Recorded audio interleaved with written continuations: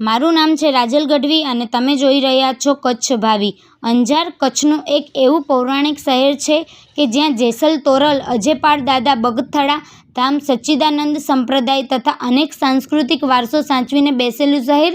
એવા શહેરમાં સચ્ચિદાનંદ સંપ્રદાયના મહંત શ્રી ત્રિકમદાસજી મહારાજ દ્વારા અનેક ધાર્મિક, માનવીય, સેવાકીય તથા અબોલા જીવો માટે પ્રવૃત્તિઓ થતી હોય છે। એમના દ્વારા સંચાલિત નંદી ગૌશાળાએ 700 નંદીઓને આશરો આપેલ છે। અત્યારના સમયમાં લોકો દૂધ આપતા ઢોરોને સમય પૂરતા સાચવે છે, પરંતુ નંદી ગૌશાળામાં અનેક જગ્યાએ રખડતા ભટકતા નંદીઓને એકત્રિત કરી અને તેમને આશરો આપેલ છે। ઋતુ પ્રમાણે તેમની સાર સંભાળ પણ રાખવામાં આવે છે। આવી કાળઝાળ ગરમીમાં નંદીઓને ઠંડક મળી રહે તે માટે ઠંડા પાણીના ફુવારા દ્વારા પાણીનો છંટકાવ કરવામાં આવે છે।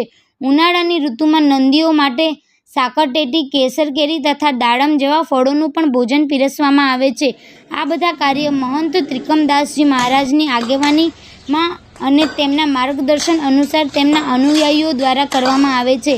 આવી અનેક સેવાકીય, સામાજિક, ધાર્મિક તથા જીવદયાની પ્રવૃત્તિઓ સાથે સમગ્ર અંજાર, કચ્છ, ગુજરાત અને દેશ વિદેશના સચ્ચિદાનંદ સંપ્રદાય દ્વારા થતા કાર્યો થકી નામના મેળવનાર સચ્ચિદાનંદ સંપ્રદાયના મહંત ત્રિકમદાસજી મહારાજ તેમના અનુયાયીઓમાં પ્રશંસા મેળવી ઉંચેરું સ્થાન ધરાવે છે।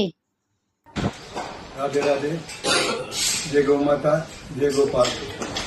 આજ રોજ ગોધન નંદીશાળા એટલે ગુજરાત રાજ્યની પ્રથમ નંદીશાળામાં નંદીશાળાની 40 થી 45 ડિગ્રી ગરમી વચ્ચે આજે એક પૌષ્ટિક આહાર કહી શકાય તેવું કલિંગા, સપટેટી, દૂધી, દાડમ વગેરે આજે 700 નંદીઓને લગભગ 7 થી 8 ટન એટલે 7 થી 8,000 કિલોનો મહાપ્રસાદ આપી અને નંદીજીને અહીંયા આપવામાં હતો।